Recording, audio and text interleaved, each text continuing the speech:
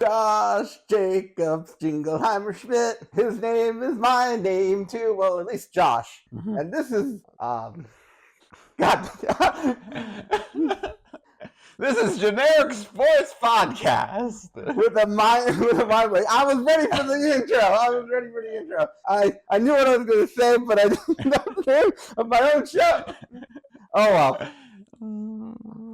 Anyways, yes, I am Josh.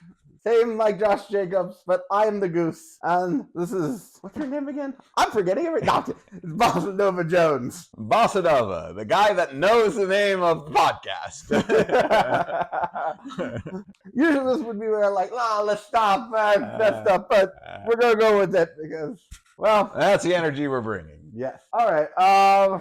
So we are week 12 in the books. Sadly. I know. 6 more weeks, 5 more for my beloved Denver Broncos.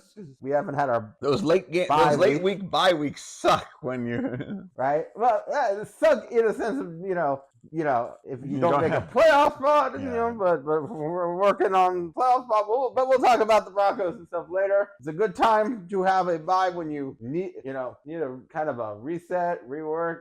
So I'll just say after this week, the Commanders could use it. Right, man. Well, yeah, let's just start there. Like, oh my God. At least they do have a late week bye week. So yeah, they got the same week as the Broncos, but like, thank goodness they do because I feel like they're falling apart. Right, that Cliff Kingsbury skid is happening, which like of the last 3 weeks, I get it. Philly, divisional rival, really good team. We'll talk more about them later. Pittsburgh, obviously, like they're a good team, even if they lost this week. But that was a snow game. We'll talk more about that later. But the Cowboys, I know they're your divisional rival and stuff. And don't get me wrong, but you're a much better team. You should not, I don't know what was happening, but to lose on you lost. You had to go for the onside kick. You missed the extra point where you were, I don't know, like, and that game was just so ugly in the beginning. Do you know the halftime score? Because I swear it was like 0. It was 3-0 at halftime or something. It was so like it was pretty abysmal to watch. I think it was 3-3. Oh, 3-3. Oh, my bad. Still, that the game went over was crazy. Like I'm shocked about that. I'm like a little insight. Like our dad bet on the game on the over, and I looked at the ticket, and I'm just like, I should just toss this now. There's no way this game is going over. I also looked at the Dolphins game and was thinking, I'm like, oh, the Patriots aren't even going to score. This game is going to be. This game is not going to go over for a different reason. They both go over. But I was more shocked about the Washington game going over because I was like, they needed like 45 points or something like that, and I was like, it's 6 points at halftime. No way are we gonna get 39 more points. I know, right? It's just the insanity of that game, the bad play, like Washington. What the hell? Well, yeah, it was bad playing on both because like for Terry McLaurin to get that touchdown, I mean. Jaden Daniels ended up with 275 yards, but like at the end of the, like midway through, I think the fourth, I think it was like maybe 5 or 6 minutes left. He I don't even know if he had 100 yards left, like registered passing. Then he got the 70-yarder, or it was like a 75-yard something. Terry McLaurin, it just kind of came out of nowhere, and not to say that it's he's bad, but it's just like I think the Cowboys on the Terry McLaurin stuff, like that touchdown, that should not have happened. There should have been some tackling. Like that was just bad. Right. I don't know which one's more. I do kind of feel like as a whole defensive unit, that was more egregious than what Chicago did on the Hail Mary. But right now, like within 3 weeks, like this one's like the inexcusable, like, oh no, we got a problem. Like, and I'm not sure if they're gonna make a playoff spot right now because I'm looking at the NFC picture right now, playoff picture. The Washington is 7-5, and we'll talk about some of these other teams. Well, first, the Buccaneers, I think they got a shot at winning the division still, even if they lost the 2 games to the Atlanta. But if I move Tampa Bay, who's like the 9th seed right now, they can make it up to 4th if they win out. I don't know if Atlanta's gonna be able to come back. Realistically, even if they fight back and forth and it's close, this could be the West with 2, the Seahawks and the Cardinals, and we'll talk about that game because I feel like Cliff Kingsbury was still in Arizona this week. Well, Dan Quinn definitely became Dallas Dan Quinn or whatever again for Washington. Maybe he owed one to Micah Parsons or something. I don't know. But I mean, I guess maybe they knew his scheme too well because he was their former defensive coordinator. Like, I could see that. But like Washington, like I don't know if they're going to make the playoffs. It depends on their play. They do have, looking at their schedule, they do have some easy teams. But this was like I mean, I know it's a rivalry game, but right. it should have been an easy win. I don't think there's easy favorable now. I should say I don't know if it's easy. There could be easy teams. There aren't easy games. If that makes sense. There's favorable matchups. There's no easy wins. Yes. Unless the team's like highly injured. And the backups can't play. I know we'll talk about the 49ers in a little bit, but I was actually saying I was referring to the Seahawks beating the Dolphins with Skylar Thompson and bad play calling. That's what I was saying is an easy win. I mean the here and now, Bossa Nova. The here and now. Talking about the Packers and the 49ers for a reason. So I was just referring to when I was just like self-owning, like you could own when you were bad. Yeah, that's fair. That's fair. All right. So what did the but yeah, I still think the Commanders have a decent shot. It depends on their play, but their schedule look like? Well, they have the Titans next. Well, after this last week, I know it was a rivalry game against the Texans. We'll talk about it a little bit more later, but the Titans didn't look completely bad. Please, I want to go, mailman, more. The Texans sure felt like that, and they're supposed to be one of the good teams. Not really. They're just the best team in the worst division of. I can't even say worst division, but the worst section because the South kind of sucks on both ends. But honestly, the AFC South sucks more than the NFC South. Mm-hmm. Right, like their O-line is like just giving them trouble, but we'll get into the Texans later. Bad. Yeah, we want to stick with the NFC. Yes, we'll get back to the. They got the Titans next, which then is not a gimme game. Yeah, then they have their bye week. Then they have the Saints, which they're playing better, so we'll see. Saints aren't out of their division either. No, honestly, they could make a run. I mean, they're only 2 games behind, but I think that they I'm pretty sure. I think they play each other. I think they still have to play the Falcons and the Saints have to play at the. Do they play at the end of the year? The Falcons. Yeah, who do the Falcons play at the end of the year? I don't know, but the Saints already split with the Falcons. Oh, okay. They also split with the Panthers.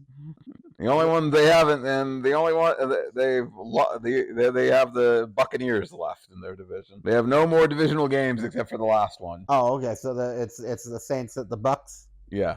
Okay, that could be the primetime game. It could be for the playoffs at the end there. But okay. So who else does the Saints have? The Commanders or the Saints? Oh, my bad. The Commanders. I know we're talking. We can get to the Saints in a minute. They have the Eagles. Well, that's in Washington this time. No. I mean, yes. My bad. I'm on the Commander schedule. Yes. Work, brain. Work with me. I was gonna say I just messed up too. So thank you for making me feel better. It's like processing error. 404 error not found. Yes, processing. All those years of academy training wasted. That's our new phrase of the week. Of the month, whatever. All right. Then they have, ironically, the Falcons, which could also be fighting for the playoff spot. Right. For the other one, if the Falcons. Right. I personally, for my predictions, I hope it's the Falcons and the Buccaneers that make it. So. I know I had the Commanders on here, and I had them winning the division, which 3 weeks ago looked great. Now looks crap. Right? But, I mean, you also picked you picked the Raiders, didn't you? Yeah. And the Saints, so. Anything was better. Yeah, my predictions were, there was a stretch where my predictions looked great, and there was a stretch where my predictions look horrible, and there's a stretch where my prediction looks, I don't know. 3 weeks ago, the Commanders looked good, and the Dolphins looked bad, and now the Dolphins look good, and the Commanders look bad. After the Falcons, they end in Dallas, at Dallas. Right. Which they might have a better advantage since they're at Jerry World. That's true this season. No, that's not in the 2024 calendar year, is it? No, that is probably in the 2025 calendar year. They might have a shot. Right? Dallas hasn't won a game in the calendar year of 2024. So at home. So we'll see if that happens this year, but I think they have 3 more games.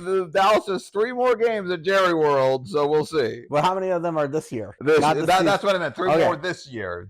They have 4 more left, but 3 in Jerry World. Gotcha. So the Commanders are like they're in the 7th seed. I'm a little bit more worried about them, but at the same time, the only team that I think that they're really going to be competing against is the Cardinals. I think whoever doesn't win, like the second place team in the NFC West, does have a good shot at the 7th seed. Yes. That or whoever doesn't win depending on if the South figures himself out, there could be 2 South teams. It could be crazy, but there could be 2 South teams. I can see the Buccaneers having a chance too. So I just think the Buccaneers have the best shot at winning the division. And then who knows? Maybe it could be the Saints. But who knows? Who knows if Michael? Who knows? Maybe if Michael Penix comes in and starts balling, the Falcons are back. We haven't heard a quarterback change, but if Kirk Cousins is hurted, and I don't know, maybe. Right. I don't know why they're slumping. I don't follow the Falcons that as closely as some other teams, but like Kirk just looking a little older right now, like as quarterback. Like that's what I've noticed. And he's mind you, I mean, I watched the game with when the Broncos played them, but we just have to see them. They just had their bye week. Yeah, so maybe they're rested. Maybe it was just the Broncos. Because playing against the Broncos is a different type of game. It's especially in Mile High. Yeah, you're very tough defense, and it's very hard to breathe in a Mile High. So right, and it's only getting worse as winter is coming. Mm-hmm. Right, I remember the year that we were so excited. The Dolphins beat the Patriots, and so the Broncos would end up getting like home field advantage, and that helped you, I think, win the Super Bowl. I think that was the last time you won. Yeah, that was one of the. I think that was 20. I think it was 2015. Where we needed that game, and I remember, I think I forget if it was Ronnie Hillman. It was 23. I think he ran it was with Brock Osweiler starting, and he ran the touchdown in the snow, I think, and made the touchdown. So I'm blanking on who won that game for us, but yeah. So I know, so that's why it's like Mile High is like a different energy, and that's what helped get the Broncos Super Bowl. Now I'm getting back off track. But it made the point of Mile High and the Broncos, right? And the Broncos this season are a completely different game, and it might have thrown off the Falcons. And going forward, the Falcons might have a shot. It depends on, was it Mile High or is the Falcons having issues? Mile High and the Broncos together. Right. And the Falcons' schedule does have a few favorable games and a few unfavorable games, so it really depends on what they are. While I know the Buccaneers' schedule is a lot more favorable, which is why I picked up the Buccaneers' defense in fantasy football. I think it might have been C.J. Anderson now that looking back at or was it? It might have been Ronnie Hillman. Yeah, I think it was because it was 20. I remember 23 running that one. Sorry, I'm stuck on that now that you mentioned it. It's like I must figure this out for my own. Well. But yeah, not that I can find anything on it because it's it's from 9 years ago. Should still be able to. I find the box score and the player stats, but I can't find the play-by-play. No, I can find the play-by-play for like the last game last season. That's weird. That's weird. Like, what was it? I was looking at it's like I found articles, like if it's like 10 years ago, there still should be like I found articles where the wrestler AJ Francis was on the Dolphins, like when he got signed. Oh, here, maybe so it should be around somewhere. Okay, here. Okay, I think I found it. Nope, I was mistaken. It was C.J. Anderson with a 48-yard run. At least you knew it was one of the two of them. Right. It's 22, not 23. My bad. Sorry, I had to give. Yeah, it was a Broncos thing, so I needed to figure that out. Anyways, where were we? What teams were we talking about? We're with the NFC South, and with the Falcons' schedule looking a little more difficult than Tampa Bay's. Right. Like, who does Tampa Bay have? Did you? Yes, I looked them both up, but we're going to want them both. There's a game on both their schedules that we're both going to want them to win. Is it the Ravens? The Chargers. Chargers, yeah. Oh, yeah, I think Tampa Bay already lost to the Ravens anyway. So yeah. So Tampa Bay has a more favorable schedule because they have Carolina twice. But they have Carolina, the Raiders, the Chargers, Dallas. They're at Dallas, so they're at Dallas in 2024. Carolina, and they end with the Saints. The Saints game, we'll see how that goes. Right now, I'm going to say that I think they have the advantage in all of those games, but the Chargers one. Where's the Chargers one being played? Is that in LA or in Tampa? LA.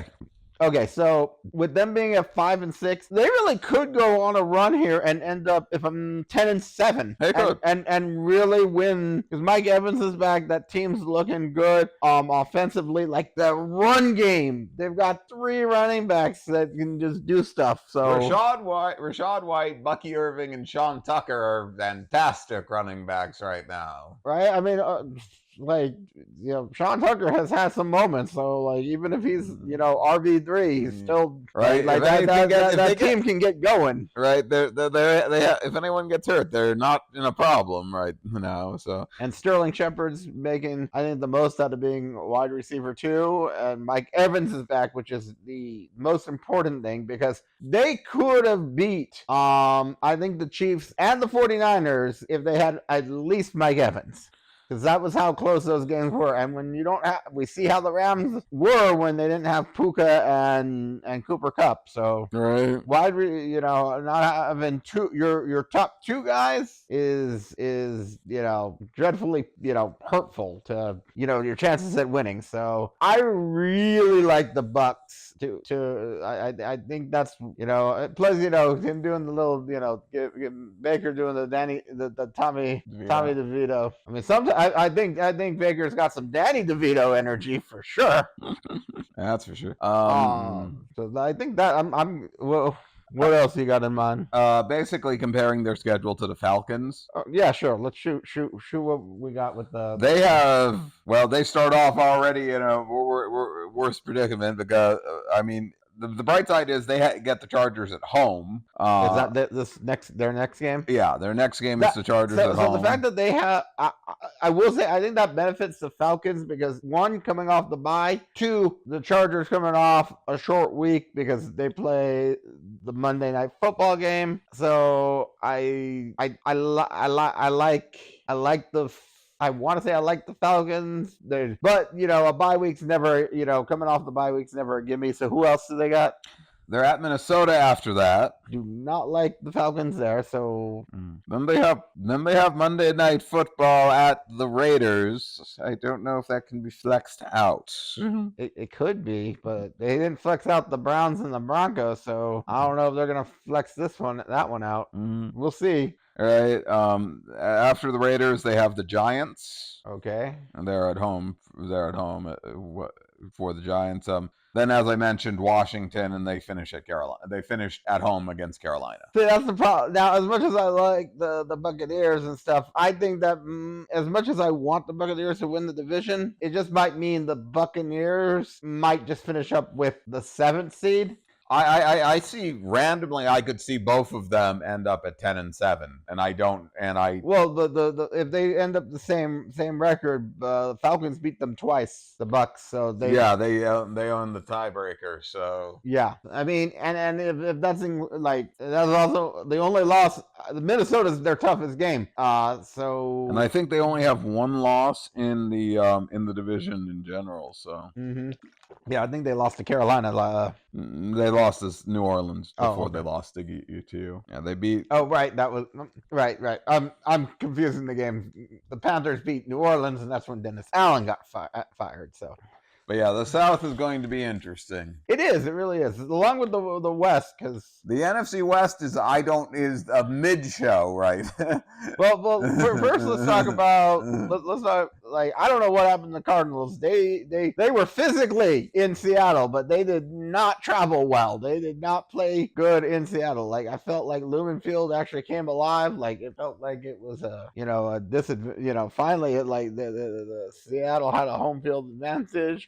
Jackson Smith and Jigba is really coming on.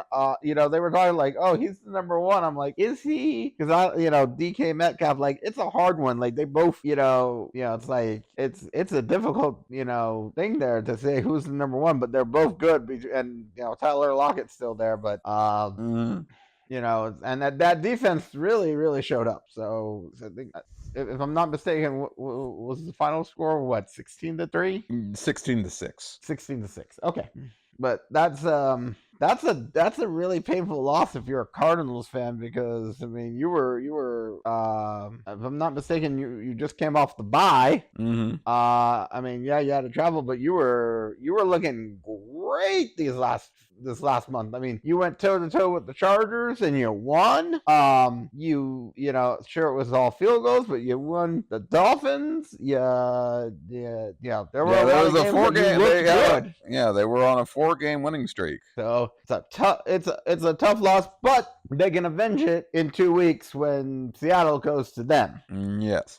And then who do the Cardinals have next week? They have to get through Minnesota. Okay, so this looks that's a tough. This was a tough 3-game stretch. So I personally said that we'll have to see what they are, but they have to get through most of their division. They have within the last this last half of the season, they have the second games against all their divisional opponents. Yeah. But they have, besides Minnesota, they have 2 favorable matchups with New England and Carolina. So well, that's good, because I know the Rams. I looked their schedule up earlier. They have 2 home games to finish off the season against their opponents, and those opponents. I think the Cardinals finish up against the Rams in LA. So no, the Cardinals.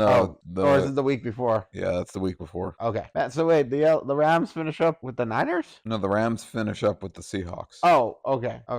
That makes more sense, because I was like, Arizona finishes up with the Niners. Okay, I confused myself in my head. So, but yeah, it's definitely going to be. I think honestly, I think the injuries are too much for the 49ers, and we'll talk about them a little bit more in a moment. But it's anybody's division right now, and anybody's wild card, because you never know who could get hot. And right now, Washington's not. They're cold. So if the Rams can just come on and magically beat Buffalo, if you guys can go beat Buffalo for me, that would be great. But even with that game, if they end up 5-7, I don't know who Seattle plays this week. Do you? I don't think Seattle's losing. Even though they're at New Jersey with the Jets. I don't know. They've played some stinkers before against Daniel Jones and the Giants. That's true. I don't know. Even so, even if they have 2 games up, I still think the Rams have a shot. Rams, Cardinals, this is anybody's chase right now. Right. The Eagles are just a tough matchup for the Rams, but I don't think the Rams are that bad. They just need to play better defensively. I know they're missing Aaron Donald, but they're missing him, but he's not coming back. But Fisk Fisk and Jared Verse both look good, so like are looking better. So they just need to get better on defense. I know they lost like their defensive coordinators from last season, but they keep losing defensive coordinators. But I mean they have the Saints next week, so we'll see what they can do. Agreed. So, I don't honestly like it's. I think I believe in the Cardinals the most as long as they can get the offense going. I think that was just one bad game, but I do believe in the Cardinals the most. I don't know. Like we both know, and we've talked about it so many damn times that the beginning of the Seahawks was just so easy for them. Like they have 3 games they probably shouldn't have. Well, no, 2 games they probably shouldn't have. But I can give them the Patriots one. But if they played the Broncos now, I doubt they would have won. Played the Dolphins now, I doubt they would have won. Back to the Dolphins-Seahawks game. Yeah. But you play who you play when you play them. So I just don't. It's like I just not quite sure like what the defense is with Seattle, and I'm not quite sure what they are. So, but we'll see. I think who plays the Saints soon? Was that Seattle? No, the Rams played the Rams. Right. Week. That one's gonna be a good game. I think we'll see what happens with that one. What I want the big stretch, the stretch coming up after the Jets will be a good test for the Seahawks to see what they are, because starting with the Cardinals again, then they go into the 3 rest of the NFC North teams. Oh Lord! Yeah, they go Green Bay. They get Green Bay and Minnesota at their home. Green Bay and Minnesota both go to Seattle. Yes. Well, Green Bay for sure is like it's one of those like rivalry games, like you know, like where you have a conference rival that you absolutely hate. Yeah. This is that Green Bay and Seattle is one of them. And that's Sunday Night Football, so that should be a good one. And then they play the Vikings, and then it's Thursday Night Football against the Bears. Ooh. Is that one in Chicago though? Yeah. With the Bears playing a bit better, like that's going to be an interesting game. So we'll see what happens in those games. So basically, through that, if they win 2 of those 3, they might win the division. All right. Well, that stretch of 4 games, including the Cardinals and the NFC North, like that'll basically tell me what the Seahawks are. I agree. Now, speaking of the NFC North, we've still got 3 teams in the playoff picture. I think it's only going to be those 3. I can't. The Packers at the 6th seed is still one of the best teams, and they're the 4th best team in the conference. Because the 3 and 4 seed are 6 and 5. They're 8 and 3, and the Green Bay Packers just decimated a injured 49ers team that didn't have Brock Purdy, that didn't have Trent Williams, that didn't have Nick Bosa, that didn't have Brandon Ayuk, because I know he's on IR. Just they didn't have a lot of people.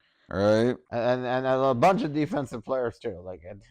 I forget who is injured because there are just so many injuries. They had CMC and George Kittle. That's all I know, and Jawan Jennings on offense. But there was no Purdy. And like I said, his name is my name too, Josh Jacobs. Man, these running backs that just left the team, like they're showing like you gotta build. Maybe you do have to build. Like elite running is important, and say what you will about Josh Jacobs, he's up there. Like he's one of the best running backs. He may not be Saquon Barkley, but he's solid. I think he's an A running back. Saquon's probably like A++, but if we're just going to say A+, that's fine. And same thing with Derrick Henry. But they're all A's, and they're all on better teams and showing, they haven't had like 3 touchdowns from a running back in like since like 2000 or something like that. Mm-hmm. Like he just ran over everybody. And so like not to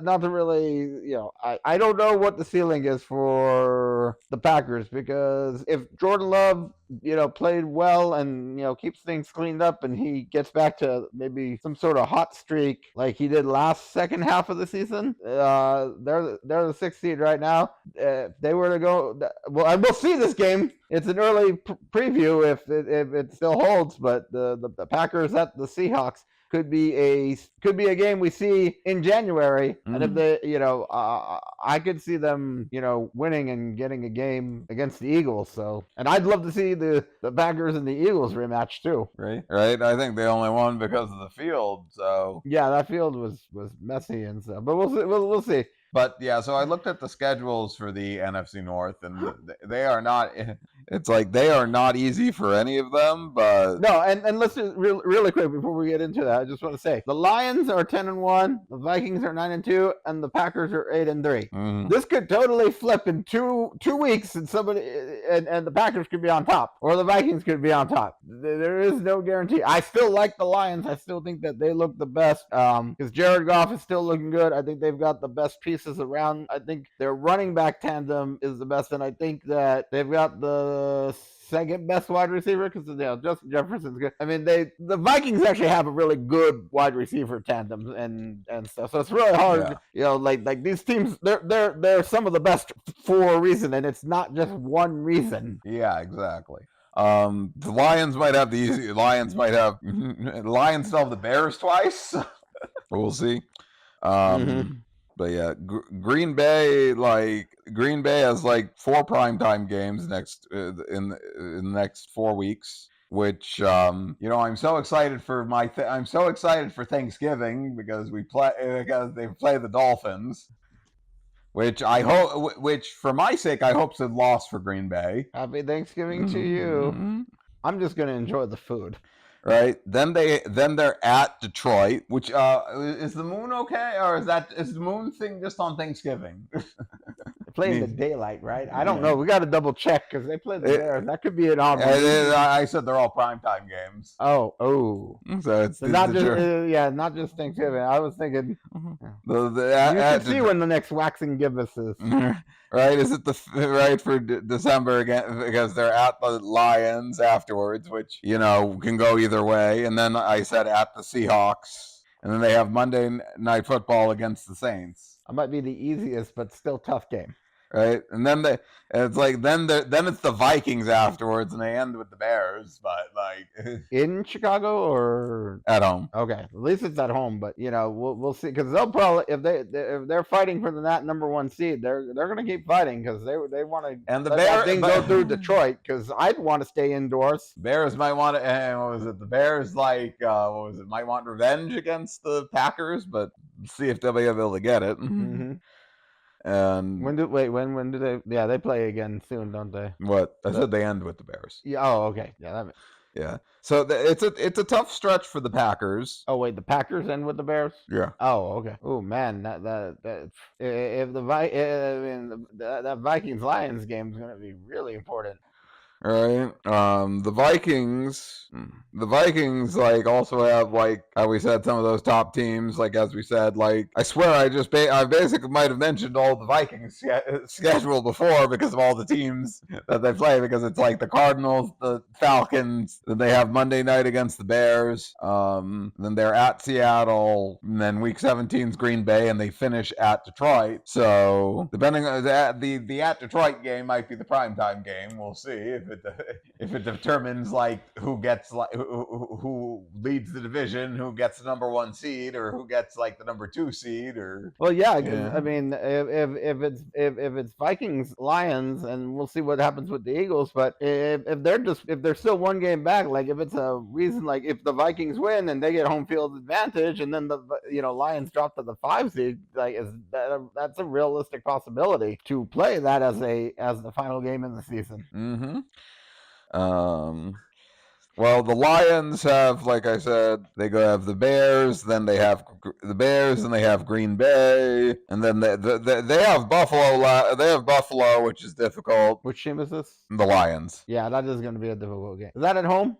Yes, and then they have then they go to Chicago again, and then they have the 49ers, and then they end with the Vikings. So it's going to at least they have a mix of favorable and tough games, but hey, at least they got Buffalo at home. That I worry a little bit more if they had to go out and play in Buffalo, but right, Buffalo versus Detroit should be a very fun game. A hopefully Super Bowl preview. It's a possible Super Bowl preview and might determine the MVP. Yeah, I still think Jared Goff's in it, but Mhm. after we haven't really talked about the Eagles. We'll talk about them a little bit, but Saquon, for me, it's Saquon, Josh Allen, and Jared Goff are in there. I just can't imagine Lamar Jackson being the MVP with. I mean, he's doing better than last year, but I think last year hurts his chances this year. Yes, agreed. I don't think he's going to I don't think they're going to give him back-to-back MVPs. I think the voter especially when he's fatigue is going to happen, especially when you have other players just in it. Yeah, it really depends on who does what well. I think I still think between Josh Allen and Jared Goff. So that's going to be the important game there. We got to see how many more yards and how well Saquon does. So man, I don't even think if Tyreek got 2,000 yards receiving, he would have won it last year. Maybe, maybe they fell off. So I think if the Eagles and Saquon fall off, it's going to be the same thing as right. Like Tyreek, I mean, so. That's what I mean that. I swear I heard the only reason Eric Dickerson didn't win the MVP was because Dan Marino played phenomenal, and I think he had 4,000 or 5,000 yards for a season and 48 touchdowns in the 80s. So. Mm-hmm. Right, so that's so. I mean, it's hard for a running back to win, but if Saquon keeps going, right, and with quarterbacks and how they've done stuff now, the running back stuff is more impressive now. Back then, when Dan Marino threw for 40 some odd touchdowns and 5,000 yards, yeah, was it 5,000 yards back in even if it was 4,000 back in the 80s, that was still impressive, right? Because it wasn't as much of a quarterback-driven league as it is now. All right, so now that we're on the NFC. I don't know if I really need to go into the Bears schedule. No. We had a topic I wanted to say, and we can talk about how free agents affected it. Because I have some notes. Well, my first note was just to say on Jordan Love and how the Packers played. I guess he was just J-OK. Not to be confused with the Browns player. Right. But for me, man. I know there are a few teams we could talk about free agent wise, but the Packers, the Broncos, the Vikings, and Eagles all had great free agent pickups, or at least did well in free agency in some ways. For me, the Packers are my number one team because, well, first look at what Josh Jacobs did yesterday. I just want to say that he did great. He got 7 interceptions from Xavier McKinney. I mean, you think that? I mean, you can argue that I think it's Sheen or whatever from the Giants. You could say he could get fired from Saquon Barkley, but you didn't resign Xavier McKinney either. Right? You're drafting this talent and it's just leaving. You're not resigning the right talent. I mean, Xavier McKinney, 7 interception this season. I mean, he's got the most in the league. He's doing fantastic. These guys are doing great. Plus, they signed they got Jeff Hafley for their defensive coordinator, coming out from being a head coach at Boston College to come and be a defensive coordinator, and he's killing it with this team. And they also signed Robert Saleh as a consultant after him getting fired. I mean, he's actually an offensive consultant. Oh, really? He is an offensive consultant to help the offense see it through the lens of a defense. Well, that's more teams might need to influence. Well, I mean, that's good in his own right, but you can't tell me that he's probably helping on the defense. He wasn't helping the defense against the the Shanahan system when where that's where he came from. On top of right, Nick Fleur, LaFleur knowing it. I'll be honest with you. I said this to you yesterday as we were just casually talking, but of that whole Mike Shanahan tree, I know he doesn't have a Super Bowl ring and he didn't make it to a Super Bowl yet, but LaFleur is I think might be my favorite, or at least I think I don't know if he's my favorite, but I think he might be the best in some ways because, I mean, sure, he got I think, I mean, had Aaron Rodgers, but he helped bring Aaron Rodgers back to an MVP level. And he coaches really well. I mean, I like Sean McVay, don't get me wrong, but I mean, Sean McVay, I mean, he's built up the team too, like, but he brought in a lot of talent too. Like he brought in Odell, he brought in Jalen Ramsey, so it's, like, I mean, he had Aaron Donald and traded for Matthew Stafford. So like I think it's right now. I know McVay like has the Super Bowl win, but he had a lot. But I think they just had good general managing there that helped him get a lot of the good pieces. But he's a good coach. I think LaFleur, if he wins the Super Bowl, will definitely help put him ahead. I think, but he is fantastic with like what I think there were all winning seasons under him. I think even when Aaron Rodgers sucked, they still had a winning season. I think it was 9-8. Was it 9-8? Like they just didn't make the playoffs. Yeah. I mean, Mike McDaniel, I think Mike McDaniel is still too new before to be put into that conversation. But I mean, doing okay so far. Yeah. But yeah, I just wanted to mention that I just had to say that because I don't know how much credit LaFleur gets when you talk about like, oh yeah, I mean McVay's been to 2 Super Bowls. Like, yeah, sure, it's like part of it I think was this Aaron Rodgers curse about not being able to get over the NFC Championship game hump. Well, I mean, if you look at Aaron Rodgers, you kind of see why they went with why they moved on. Yeah, they moved on at the right time, and he's only 45, so I think he's got plenty of time. He was 8-9 that season. Oh, that was 8-9. Okay, so like that's his only losing season, but that was more on Aaron Rodgers than him. I agree. I mean, they were 3rd in the division, but he's 64-30 overall right now. I mean, and like 3 13-win seasons, and and those were 3 in a row. He's got a chance to make another one.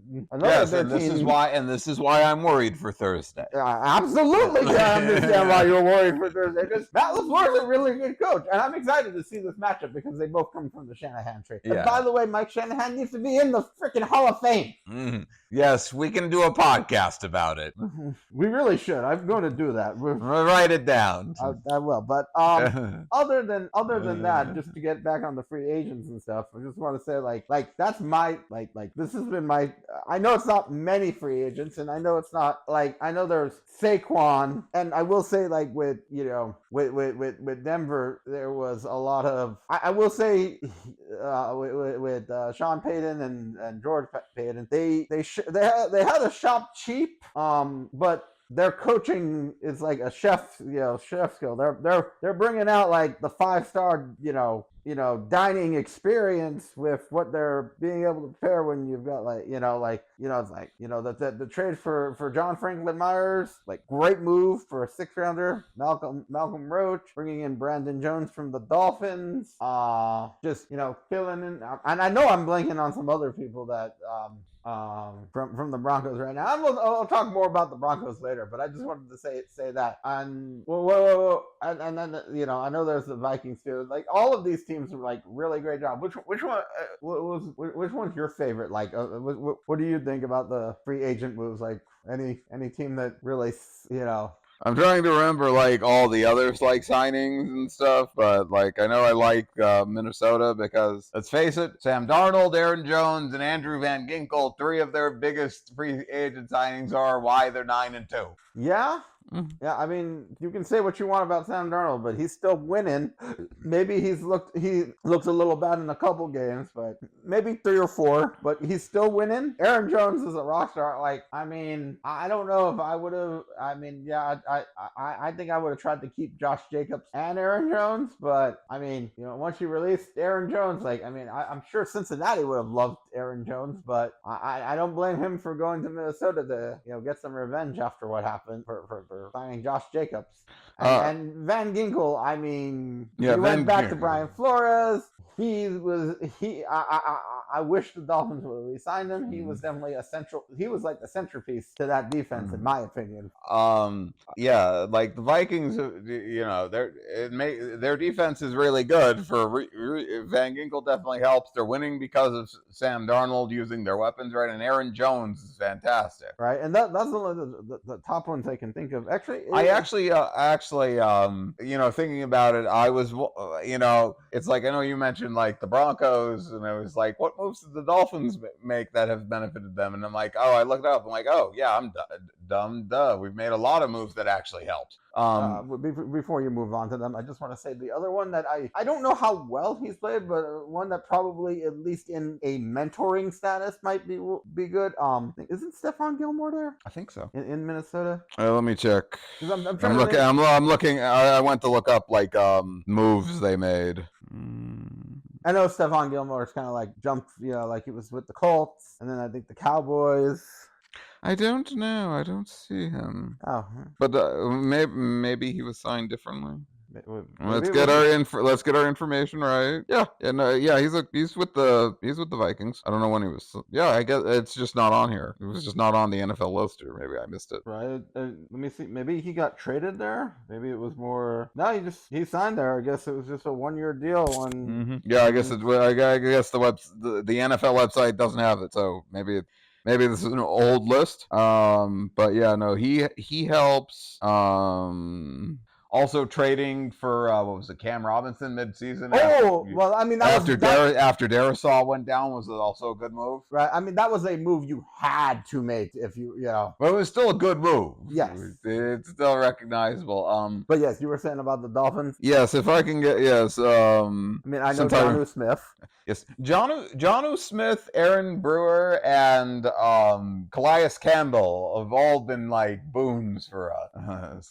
Yeah, I mean, I think Jonnu Smith might be like the most important one of those because he's been our top weapon. It's been like HN and him have been our top weapons, and it shows. Yes. Like with, but like, and Aaron Brewer as a center, our center issues have gotten better. So, and also a lesser known, he hasn't like made a big splash, but he's been all right on defense as we signed Benito Jones. He was with the Lions last season. He was originally with us a few years ago, but so it's like he also has been helpful. So we did some pretty good moves, just had some injuries. Right. See, I the only reason I see like a difference between like I think Jonnu Smith might be like the best move, but like with the Broncos, why I say it's so good is because the whole Russ situation and the cap space with the Eagles. Well, Saquon. Like I said, even with those moves, the other still two, Green Bay, and I think the Vikings might be my second because that Van Ginkel move is. The Vikings are like a top move. I just wanted to respect the Dolphins move that have helped us out, but like really what it comes down to is like win record right now.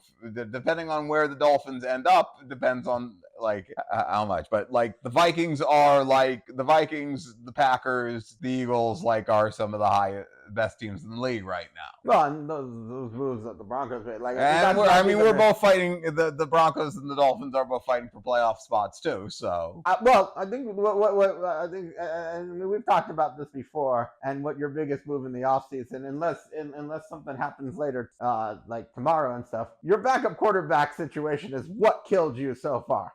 Right. I think that and when you look at it as far as part of your free agent stuff, Tim Boyle was the right move. Getting rid of Skylar Thompson was. We'll get into that. We'll get into that more. That move needs to happen. Yeah, we'll talk about that when we go into the AFC.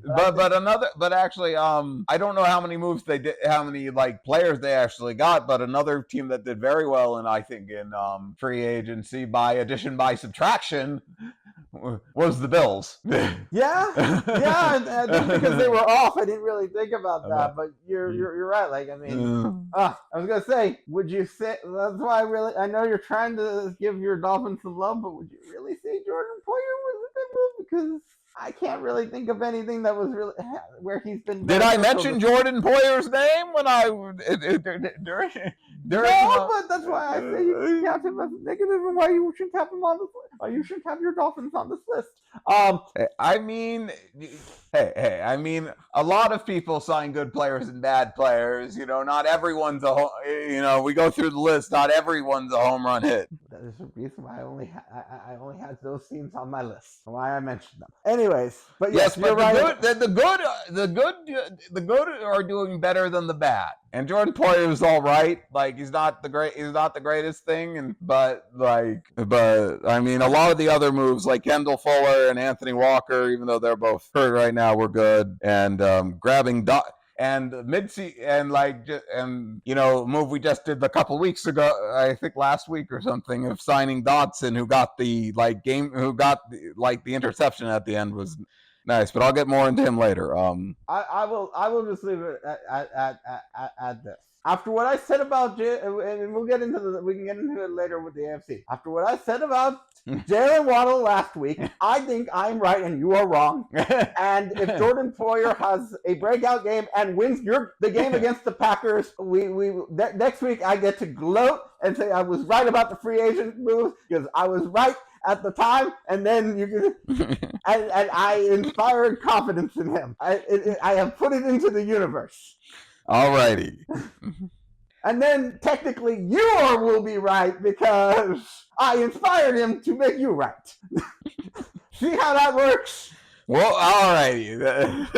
You're just going to shut up and take it because if you win and Jordan Poyer helps you win that game, you don't care what. Jalen Waddle was not in a slump. He was in a slump, and I got him out of it. I spoke it into the universe. Alrighty, so moving on from the chaos of the Dolphins and free agency, but I'll say I think the Vikings and the Bills, the Bills, the Packers, and the Broncos, were good teams that made a lot of good moves in free agency, because sometimes you can make good moves, and yes, and I support teams that have taken former Dolphins and they have success, like Brandon Jones and Andrew Van Ginkel, that we shouldn't have gotten rid of. Right. Well, do we have anything else to discuss about this NFC playoff picture? No, I think we're good. Well, I noticed how long we've been going. How about we just say this is the NFC playoff picture, kind of like the late stretch of it, and maybe we do another episode. Sounds good. Well, that's the case because we got a lot of AFC talk to do, so it makes sense to join us for another episode. So with that, thank you for joining us. Please like, share, subscribe, give us any feedback you may have. We are all ears and eyes and comments. Thank you for joining us, and we'll see you here next time on Generic Sports Podcast. Bye.